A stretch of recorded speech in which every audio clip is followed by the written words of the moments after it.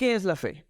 Muchos ateos destacados comparten una confusión respecto a la fe, y como resultado de ello hacen afirmaciones absurdas. Por ejemplo, Richard Dawkins, probablemente el ateo más famoso del mundo, ha dicho que la fe significa tener confianza ciega y ausente de evidencia, alegando que la fe es para la gente irracional. Y por eso es que él mismo dice que los ateos no tienen fe. Es la razón por la que muchos ateos creen que la fe significa creer cuando no existen evidencias. Sin embargo, eso es un completo error.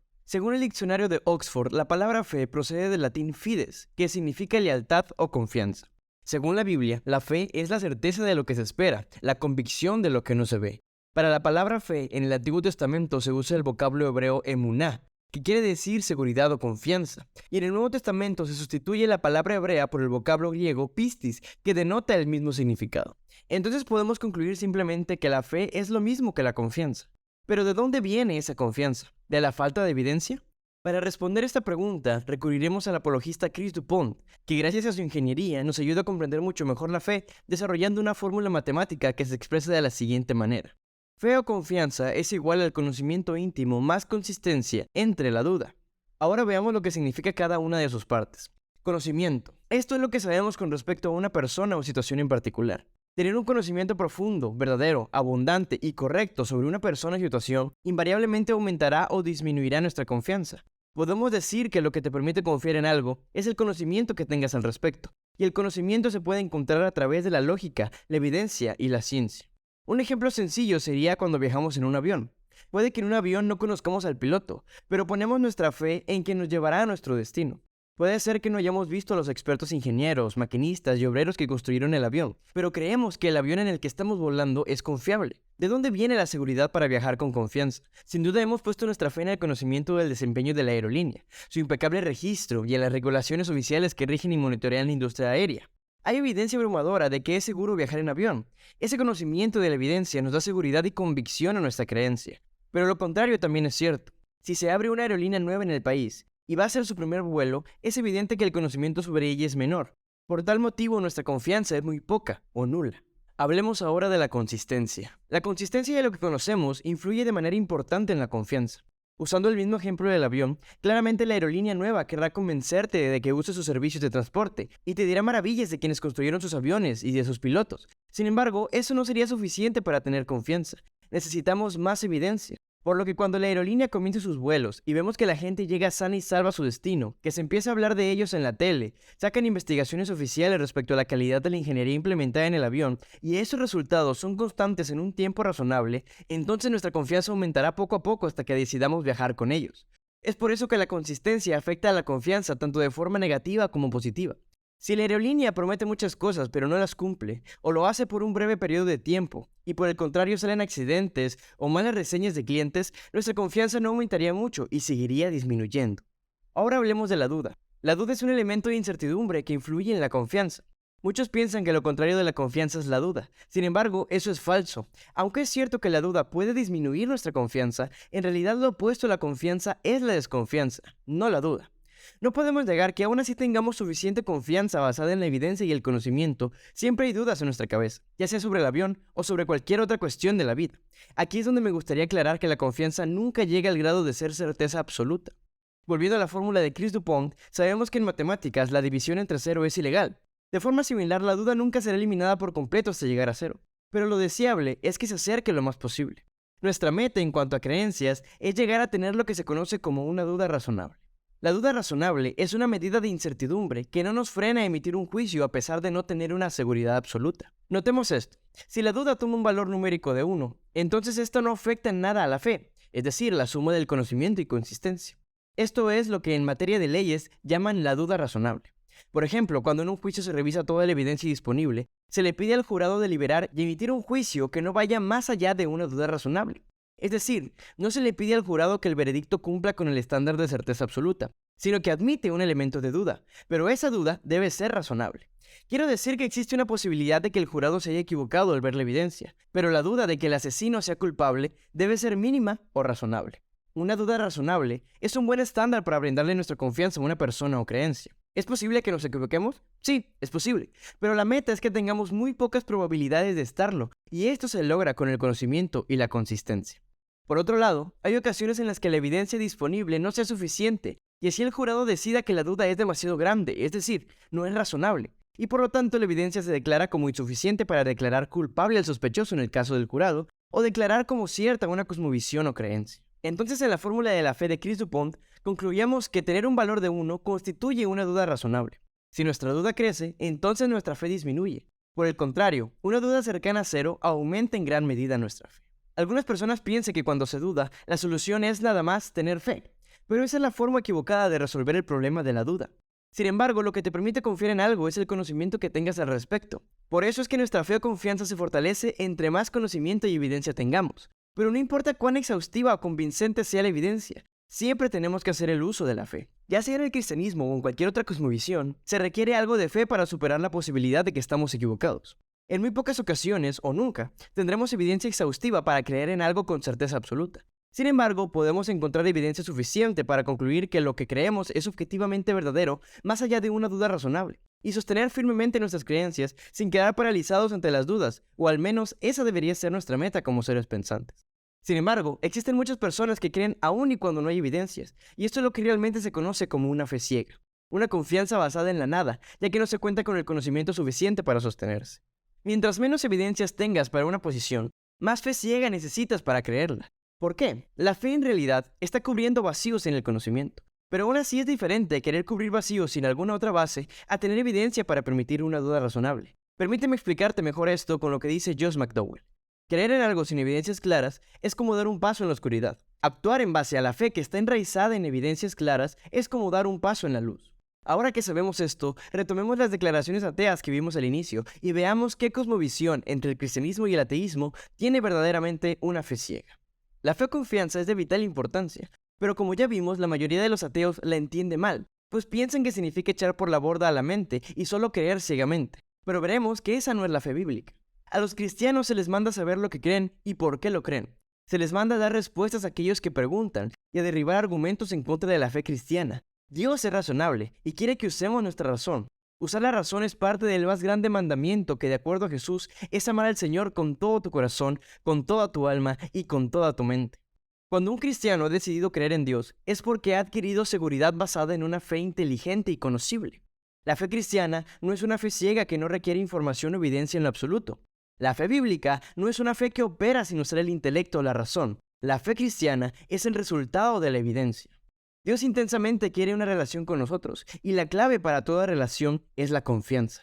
De modo que mientras más conozcamos sobre su carácter, su corazón y sus motivaciones y deseos, más profundas serán nuestras convicciones y más fuerte será nuestra fe. Esto es cumplir con el mandamiento de Cristo, amarlo con toda nuestra mente, usando la razón y el pensamiento para buscarlo y conocerlo. John Piper resume esto de la siguiente manera: amo a Dios porque lo conozco y quiero conocerlo más porque lo amo. Hablemos ahora de la fe probada. Para ejemplificar esto, me gustaría que imaginaras que eres Moisés. Que Dios se te aparece y te da una misión sumamente peligrosa, a tal grado de que puedas perder tu vida. Eres un pastor de ovejas tartamudo al que Dios ordena ir a pedirle al monarca del imperio más poderoso sobre la tierra que libere a 1 millón de esclavos hebreos que le sirven para hacer lo que él desea. ¿Cuál sería tu reacción? Tu primera respuesta sería: claro que sí, Señor, haré lo que me pides. Tenía tantas ganas de tratar con el más malvado ser de este siglo. Solo es cuestión de ordenarle y él me hará caso. Por supuesto que no. La misma reacción de Moisés fue humana, ya que él preguntó: ¿y qué hago si no me creen ni me hacen caso? Verdaderamente Moisés dudó. Si pensamos de nuevo en la ocasión de la fe, es evidente que Moisés no tuvo suficiente confianza en que las cosas sucederían perfectamente. Pero lo que me gustaría resaltar es la respuesta de Dios. Dios no le respondió diciendo: tú solo ten fe y ya no me cuestiones, sino que Dios le proporciona conocimiento muy claro sobre la forma en que le ayudará, y esto hace que Moisés reduzca sus dudas. Gracias a la ecuación de Chris, entendemos que al reducirse la duda y aumentar el conocimiento, también se fortalece nuestra fe. Por lo tanto, la forma correcta de aumentar o fortalecer la fe consiste en reducir la duda por medio del aumento de nuestro conocimiento sobre Dios. La fe cristiana no es algo que se obtenga solo porque sí.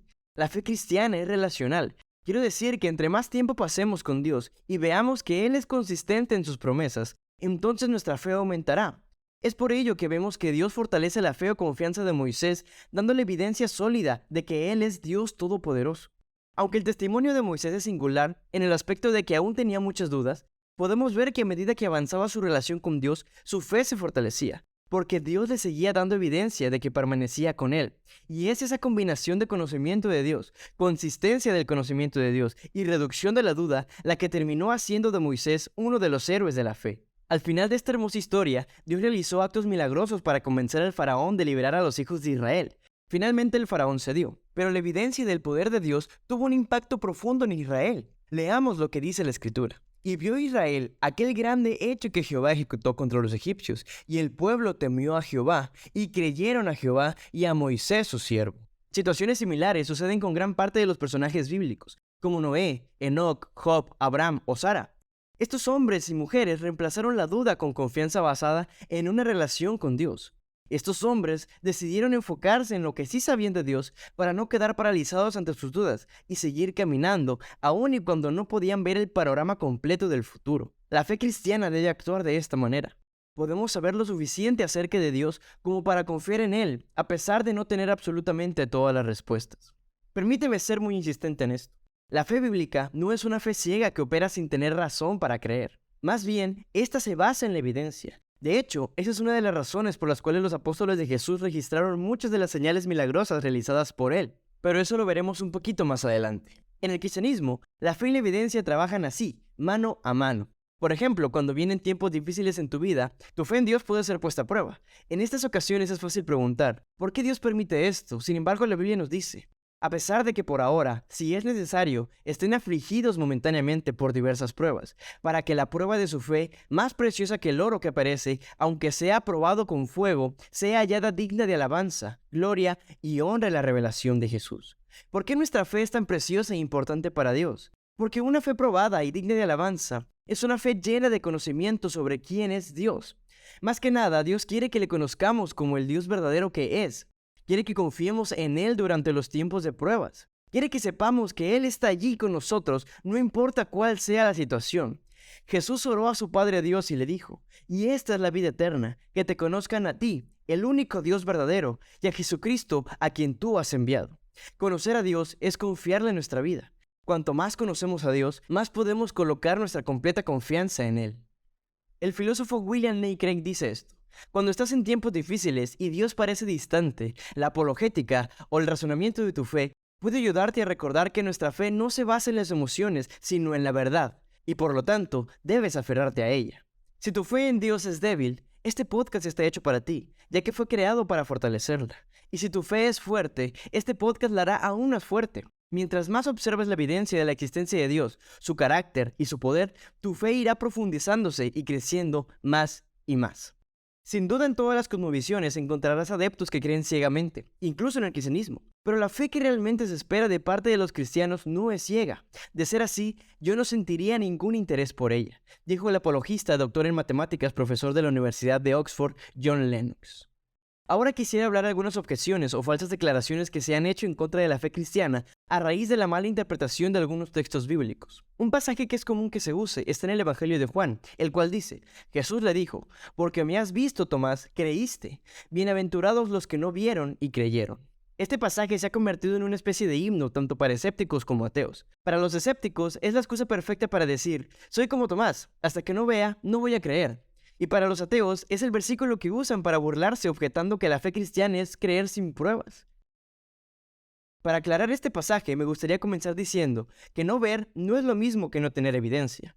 Tomás tuvo abundante evidencia de que Jesús fue quien dijo ser mucho antes de su resurrección. Jesús en realidad está regañando a Tomás por su escepticismo extremo. Básicamente, Tomás había sido testigo de los milagros y señales que Jesús hizo.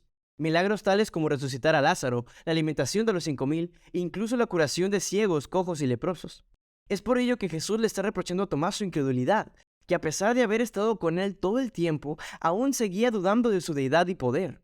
Llegamos a esta conclusión por lo que dicen los siguientes versículos. Hizo además muchas otras señales en presencia de sus discípulos, las cuales no están escritas en este libro. Y el siguiente versículo cierra mejor esta idea diciendo, pero estas se han escrito para que creáis que Jesús es el Cristo, el Hijo de Dios, y para que creyendo tengáis vida en su nombre. El propósito de Juan al escribir esto es que no seamos irracionales como Tomás, sino que consideremos la evidencia que ya tenemos y tomemos una decisión basada en la razón. Existe otro pasaje que comúnmente es sacado de su contexto para hacer pretextos de la fe bíblica, el cual está situado en 2 de Corintios capítulo 5 versículo 7, que dice: porque por fe andamos, no por vista. Tal vez la declaración de Richard Dawkins que vimos al principio fue sacada a partir de este pasaje, pero la realidad es que está más que equivocado. El contexto de 2 de Corintios 5:7 es que a pesar de nuestros sufrimientos en esta tierra que se pueden ver, podemos confiar, es decir, poner nuestra vista en la resurrección de Jesús, ya que ésta nos garantiza una vida eterna sin sufrimiento. Quiere decir que tenemos fe en que algún día estaremos con Cristo, a pesar de cómo podrían parecer las cosas presentemente. Caminar por la fe no es ausencia de evidencia, es una creencia respaldada por evidencia, más allá de una duda razonable. Entonces, cuando Pablo dice que caminar por fe y no por vista, él no está diciendo que hay que negar la evidencia que vemos, porque tenemos evidencia suficiente para confiar en el resurrecto y promesas de Cristo, a pesar de la forma en que el mundo se ve lleno de pecado y decadencia. Para terminar con las objeciones, quiero mencionar este versículo, el cual ya leímos para definir lo que es la fe. Dice: es pues la fe, la certeza de lo que se espera, la convicción de lo que no se ve. A simple vista parece que la Biblia declara que la fe es ciega, porque habla de confiar en lo que no se ve. Pero el contexto inmediato debería ser suficiente para refutar este malentendido. Este verso contiene paralelismo. Las cosas que no se ven es paralelo a las cosas que se esperan.